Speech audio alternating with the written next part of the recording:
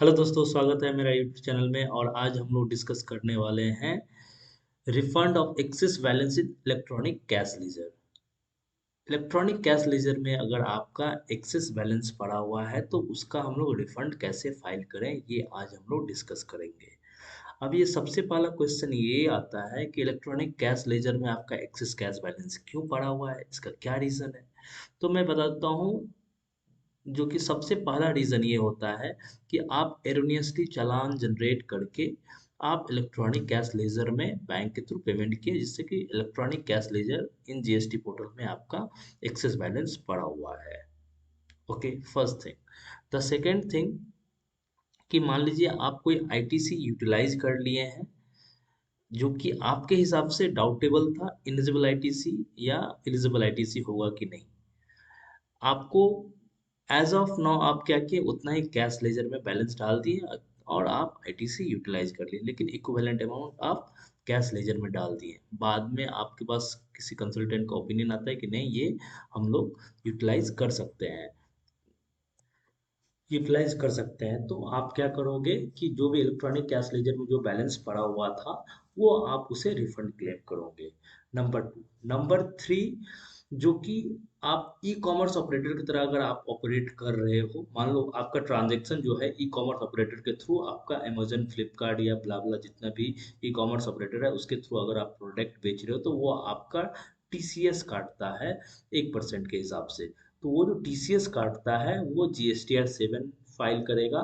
तो आपका GST 7 GST file करेगा तो आपका 2A में दिखेगा, फिर आप उसे एक्सेप्ट कर लोगे तो ये इलेक्ट्रॉनिक कैश लेजर में आपका रिफ्लेक्ट होगा, फिर आप रिफंड फाइल कर सकते हो। मीन्स अगर आप ई कॉमर्स ऑपरेटर के थ्रू कुछ भी सेल करते हो तो उस पर जो टीडीएस या टीसीएस कटता है वो आपका इनडायरेक्टली आपका डायरेक्टली आपका कैश लेजर में आएगा। उसके लिए एक आपको रिटर्न फाइल करना पड़ता है, टीडीएस और टीसीएस। उसका भी मैं वीडियो बनाया हूँ, वो देख लीजिएगा अगर आप देखना चाहते हैं तो। और फिर आपका वो इलेक्ट्रॉनिक कैश लेजर में आ जाएगा। फिर उससे भी आपका क्या होगा कि आपका इलेक्ट्रॉनिक कैश लेजर में एक्सेस बैलेंस रहेगा तो उसका भी आप रिफंड फाइल कर सकते हो। उसके बाद ये रहा तीसरा। चौथा होता है कभी कभी गवर्नमेंट आपका टीडीएस, गवर्नमेंट के साथ जब भी कभी ट्रांजेक्शन्स होते हैं तो वो क्या करते हैं, आपका टीडीएस डिडक्ट करते हैं। जीएसटी टीडीएस, मैं यहाँ पे जीएसटी टीडीएस का बात कर रहा हूँ। तो उस केस में भी आपका टीडीएस टीसीएस रिटर्न जो फाइल होता है सर्विसेज में जाके वहाँ पे आप देखोगे तो वहाँ पे आपको दिखेगा, फिर उसे एक्सेप्ट करोगे तो इलेक्ट्रॉनिक कैश लेजर में आ जाता है। उसका भी आप रिफंड फाइल करके आप इलेक्ट्रॉनिक कैश लेजर में जो भी एक्सेस बचा हुआ है उसका आप रिफंड क्लेम कर सकते हो। तो चार चीज़ तो मैं इमीडिएटली बता दिया हूँ। एक कि आप इरोनियसली गलती से फाइल कर कैश लेजर कैश में डाल दिए थे, कैश लेजर में बैलेंस। दूसरा ये, आप इंटेंशनली कैश लेजर में बैलेंस डाले थे, लेकिन जिस पर्पज के लिए डाले थे वो पर्पज रिजॉल्व हो गया तो उसका आप इलेक्ट्रॉनिक कैश लेजर में जो भी बैलेंस पड़ा हो उसका रिफंड ले सकते हैं। तीसरा, आपका टीडीएस टीसीएस में अगर डिडक्ट होता है तो उसके थ्रू आपका इलेक्ट्रॉनिक कैश लेजर में बैलेंस आता है, उसका आप रिफंड क्लेम कर सकते हो। चौथा, आपका टीडीएस कोई डिडक्ट करता है तो उसके थ्रू आपका इलेक्ट्रॉनिक कैश लेजर में बैलेंस आ जाता है तो उसका आप रिफंड क्लेम कर सकते हो। अब हम लोग डिस्कस करेंगे, ये तो हो गया चार पांच टाइप के जो थिंग्स हैं जिसके हिसाब से इलेक्ट्रॉनिक कैश लेजर बैलेंस है तो उसका आप रिफंड क्लेम करोगे। अब इलेक्ट्रॉनिक कैश लेजर में आने के बाद आप access cash balance in electronic cash laser में जो रहता है उसका रिफंड आप कैसे फाइल करोगे, तो वो मैं आपको बता रहा हूँ। सबसे पहले देखिए, सर्विसेज में आएंगे। लॉगिन करने के बाद सर्विसेज में आएंगे, एप्लीकेशन फॉर रिफंड पे क्लिक करेंगे। फिर यहाँ पे आपको बहुत सारे ऑप्शंस दिखेंगे, इतना सारा ऑप्शन में ध्यान नहीं देना है आपको। पहला ऑप्शन जो है refund of excess balance in electronic cash ledger, आप यहाँ पे क्लिक करेंगे। जब भी आप यहाँ पे क्लिक करेंगे फिर आपको यहाँ पे नीचे में ये बटन दिखेगा, क्रिएट रिफंड एप्लीकेशन। इस पे आप क्लिक करेंगे तो आपके पास एक विंडो, इस तरह का विंडो आपके सामने एक खुलेगा, जिस विंडो में आपको यहाँ पे रिफंड अमाउंट डिटेल, यानी कि आपके पास किस कैश लेजर में किस किस हेड में कितना कितना बैलेंस अवेलेबल है। बैलेंस अवेलेबल है electronic cash laser, central, CGST, AGST, IGST और सेल्स में कितना पड़ा हुआ है ये आपको यहाँ पे दिखेगा। अब मान लो इसका आप रिफंड क्लेम करना चाहते हो, ये जो 25,000 है सीजीएसटी, एजीएसटी और एसजीएसटी में, इसका आप रिफंड क्लेम करना चाहते हो। या मान लो 25,000, 23,000 और 25,000 जो है इसमें से 20,000 ही आप रिफंड क्लेम करना चाहते हो, तो आपका ये जो रिफंड वाले अमाउंट है यहाँ पे आपको डालना पड़ेगा, रिफंड अमाउंट क्लेम। ये ऊपर में आपके पास दिख रहा है कि अवेलेबल बैलेंस आपके पास कितना है, और नीचे में आप वो फिगर डालोगे कि इसमें से आउट ऑफ आप कितना रिफंड क्लेम करना चाहते हो। मान लो ये जो बैलेंस है 25,000, 23,000 और 25,000, इसमें से सिर्फ हम लोग 2,000 करके ही मान लीजिए हम रिफंड क्लेम करना चाहते हैं। सिर्फ सेंट्रल में जो अपना है उसमें, सॉरी, स्टेट SGST में जितना अमाउंट है उसमें से सिर्फ हम 2,000 ही रिफंड क्लेम करना चाहते हैं, और इसका जो लेट फीस है उसमें से भी 2,000 रिफंड हम क्लेम करना चाहते हैं और नहीं।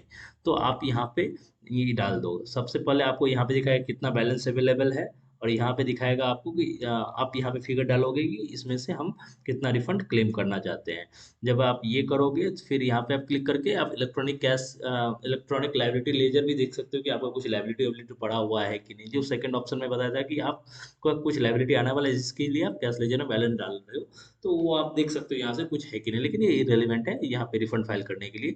तो आप मान लो जो आउट ऑफ 23,000 में से 2,000 यहाँ पे, और आउट ऑफ 3,000 में से 2,000 आप यहाँ पे इस हेड में आप रिफंड क्लेम करना चाहते हो, पर ये फिगर आप एक बार के लिए डाल दो। एक बात है, अगर आप यहाँ पे क्लिक करते हो, click here to view the liability ledger, तो आपको एक दिखेगा कि आपके पास कोई लाइबिलिटी पेंडिंग है कि नहीं, उस तरह का आपको एक स्क्रीन दिखेगा। अगर आप यहाँ पे क्लिक करोगे तो फिर आपका अगर मान लीजिए कोई लाइबिलिटी नहीं रहेगा तो यहाँ पे दिख जाएगा नो आउटस्टैंडिंग डिमांड फाउंड। अगर आपका कोई लाइबिलिटी नहीं है तो नो आउटस्टैंडिंग डिमांड फाउंड दिखेगा। फिर आप जो उसी के नीचे में बैंक अकाउंट का डिटेल है, किस बैंक में आप रिफंड क्लेम रिसीव करना चाहते हो, तो यहाँ पे आपका ड्रॉप डाउन में जितना भी आपका बैंक GST पोर्टल में डाला गया होगा बैंक नंबर, वो आपके यहाँ पे आ जाएगा। मान लो आप आंध्रा बैंक में रिफंड क्लेम करना चाहते हैं, यहाँ पे आंध्रा बैंक सेलेक्ट करके फिर हम फर्दर प्रोसेस।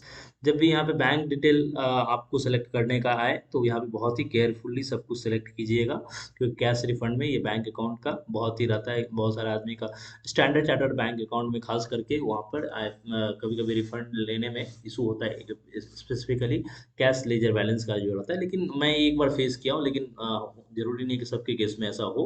तो आप लोग यहाँ पे बैंक अकाउंट सेलेक्ट कर सकते हैं, वो सेविंग्स है, करंट है, अदर है, जो भी है, ये सब भी डिटेल अच्छा से चेक करोगे बिफोर फाइलिंग ऑफ रिफंड। जब आप सब कुछ डाल देंगे तब आपके पास इस तरह का स्क्रीन आ जाएगा, और इस तरह के स्क्रीन में आप फर्दर प्रोसीड करेंगे। बैंक अकाउंट भी मैंने सेलेक्ट कर लिया। अगर कोई आप डॉक्यूमेंट अटैच करना चाहते हैं तो वो डॉक्यूमेंट भी अटैच कर सकते हैं। नॉर्मली कोई भी आदमी सपोर्टिंग टाइप का एक डिक्लेरेशन दे देता है कि मैं इस कैश लेजर का कभी भी अगर रिफंड क्लेम कर रहा हूँ, अगर गवर्नमेंट डिसअलाउ करता है तो मैं उसको विद इंटरेस्ट पेमेंट करने के लिए रेडी रहूँगा। एक तो जो रिफंड के सेक्शन 54 के हिसाब से जो डिक्लेरेशन देना पड़ता है, या रूल 89 के हिसाब से, वो सब आप डाल सकते हो। लेकिन नॉर्मली ये नहीं मांगता है। कभी कभी ऑफिसर क्या क्या मांगता है यहाँ पर, इलेक्ट्रॉनिक कैश लेजर मांगेगा कि कहाँ से पैसा आया है, किसका रिफंड ले रहे हैं, तो ये सब आपसे पूछ सकता है। फिर आप यहाँ पे सेव कर दोगे फाइल को। सेव करने के बाद यहाँ पे क्लिक करके प्रोसीड करोगे अकॉर्डिंगली, तब आप फाइलिंग पेज पे, फाइल करने से पहले आप प्रीव्यू पे क्लिक करके प्रीव्यू भी देख सकते हो कि क्या आपके पास RFD 01 किस तरह का प्रीव्यू दिख रहा है। आप यहाँ पर क्लिक देख सकते हो कि इस तरह का आपका RFD 01 दिखेगा। फिर जब आप प्रोसीड टू फाइल करेंगे, तब आपके सामने फाइलिंग पेज आएगा, जिसमें कि आप विद DSC फाइल कर सकते हैं, या OTP से फाइल कर दोगे तो फिर आपके पास एक्नॉलेजमेंट नंबर, यानी कि ARN नंबर आपका एक स्क्रीन पे भी दिख जाएगा, और आपको मेल और मैसेज के भी थ्रू आ जाएगा कि your refund has been successfully. Success होने के साथ साथ ही मान लीजिए आपके पास एक ARN नंबर आ जाएगा, उससे आप सेव करके लगो। फ्यूचर में आपको काम, हालांकि मेल पे भी आ जाता है आपके ये।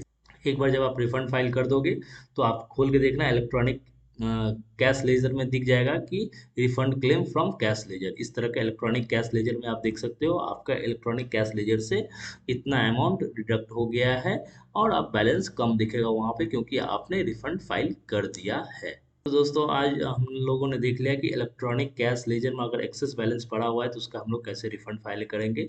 आप लोगों से रिक्वेस्ट करता हूं कि मेरे चैनल को सब्सक्राइब कर लीजिए, ये आप लोगों के लिए तो फ्री है। अगर आप इसे सब्सक्राइब कर लेंगे तो इससे हम लोगों को बहुत हेल्प हो जाएगा।